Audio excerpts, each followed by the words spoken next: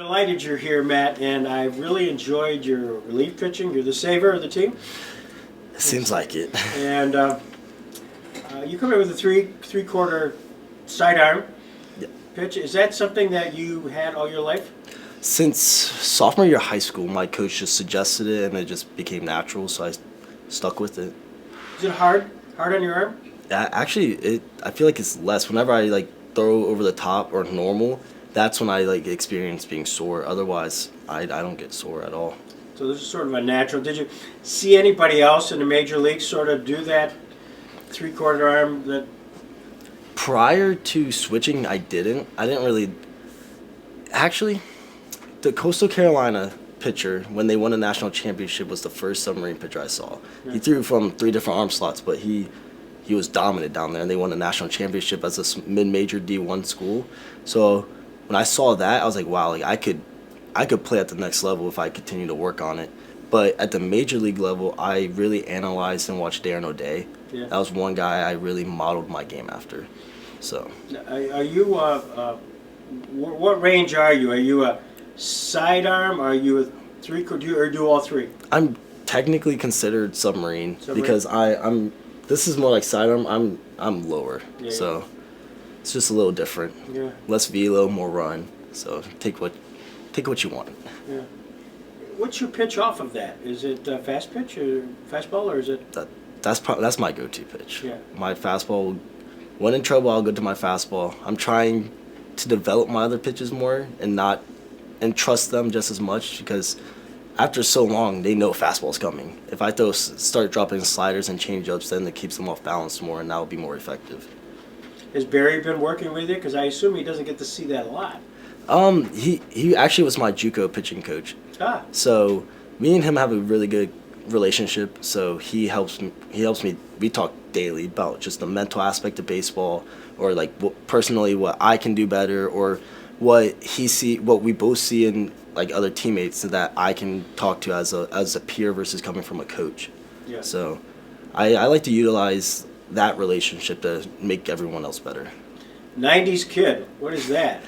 Well, with the way that baseball has gone and COVID and extra years and stuff, that there's not a lot of 90s kids in baseball anymore. Everyone's 2000, 2001, 2002. I'm the second oldest dude on the team. And so I wanted to represent being a 90s kid. So. Got it. Very clever. So how did they get hold of you? How did Jamestown reach out to Matt Henson? Coach Bazil was also my JUCO coach, so we had that connection. And when I transferred to Bethune-Cookman out of Patrick Henry, he wanted me to come last summer, but yeah, COVID-19 happened, and then I transferred to George Mason, and he still wanted me to come up, and they thought it was a good fit, so I just made the trip. So what'd you know about Jamestown, other than what Jordan said? Nothing. Yeah. No idea what I was getting myself into. Yeah. But I love it. Yeah. So what's been the camaraderie like here? Oh, it's great. I have never experienced a team that has grown its chemistry to what it's at such a fast pace. Usually at school you have all year. You have the fall where you're not practicing as much and you get to spend more quality time together, and transition to the spring where you're spending hours every day together. And here is just, I'll say 2 days, and we just all clicked. What do you attribute that to? I mean, was part of the scheduling, aspect of it? I think so, because that first road trip where we played 5 games on the road, it forced us to be close. And for example, that first hotel stay at Newark, when we all were like, whoa, what did we get ourselves into? We were like, we got to make the most of it. We're all going to go walk to a restaurant together, find a place to eat, and it's just, we all started to build relationships. Well, that first game in Newark was quite the game. You were way behind and fought back. Oh, that was it was interesting. That showed that we're not going to go down easy as a team. We're going to keep fighting, and we're never out of the game. Doesn't matter what the score is. Well, your name keeps coming up with a few others as enthusiastic. Is that a way to describe you? Yeah, I think that's a great word to describe me. I'm very energetic, and I like to play with my emotions, and I like to display that, because I think hiding your passion and emotions, I think that can hurt you as much as it can help you. So I try and find the happy middle. I'm not perfect at it. I still am working on it, but I'd rather show more fire than not. Is that where Barry comes in to kind of calm you down? He's been working on it. He likes it though. He told me he likes the fire, so Yeah. I just need to control it, Yeah. not let it get too far. Yeah. Is that your fault? Yeah. Must be somebody's in their locker. It's right there. Oh, there, perfect. Well, good music. Hopefully it's not his girlfriend calling him. Where are you? I have no idea whose phone that is.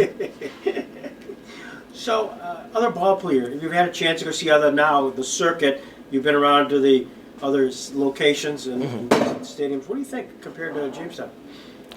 Like first of all, Jamestown is the best compared to any team, especially in our division. But our field and our grounds crew, those guys keep our field top shape. Even at the D1 level, this field translates. Like, it's a good quality field. And the stadium, the fans, every aspect of it is just, there's not a team that's better than us. So you go back to school here soon, Yes. and then what? One more year of baseball. Yeah. Hopefully not one more year, but we'll see. This many, yeah. And then you're majoring in what? Finance. Finance? Yes. And then what do you expect? Is there a long-range goal here? My plan right now is just to ride out baseball as long as I can. Good. Because I don't want to stop playing. Playing every day here in the summer has showed that, like, this is something I want to keep doing. I'm not ready to give it up yet. So, but I do have backup plans. Like, I wanted to go to law school for over 10 years. So that's always in my back pocket if I decide that's what I want to do. But it's a big question mark right now. Yeah. It's the best way to describe it. Yeah. I'm a lawyer by trade, so I would encourage you to take a look at that. Yeah. The highlight game of the year. I know most everybody has said. I assume you have the same thing. Highlight game. There's been a couple. Probably.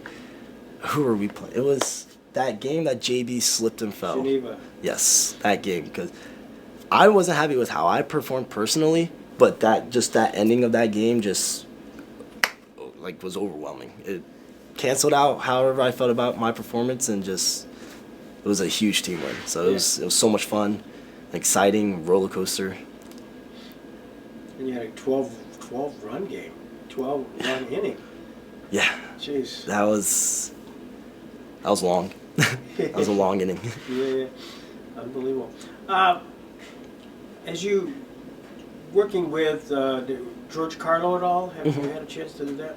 Yes, I've talked to him. I also met him a couple years ago too. So he's talked to us about sleeping patterns and healthy eating habits and just other things that can take our game to the next level.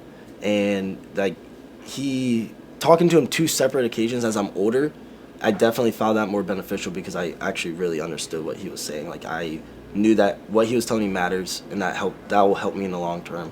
And one thing I really took from his conversation is a breathing technique.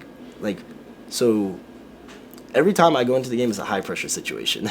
So sometimes my nerves are there, and I don't like that. So he actually taught us a way of breathing that calms your nerves and just lets the anxiety go away. So that I use that technique often. Matt, you knew we were coming in here. You're the first one in the afternoon. What's the question you expect I would be asking that I haven't? Probably, maybe who's the most energetic guy on the team? 'Cause I've heard that question's been thrown around. That's probably where my name came up, didn't it? Well, who is it? Aside from you, who's the other Besides from me, I would have to say Johnny. Yeah.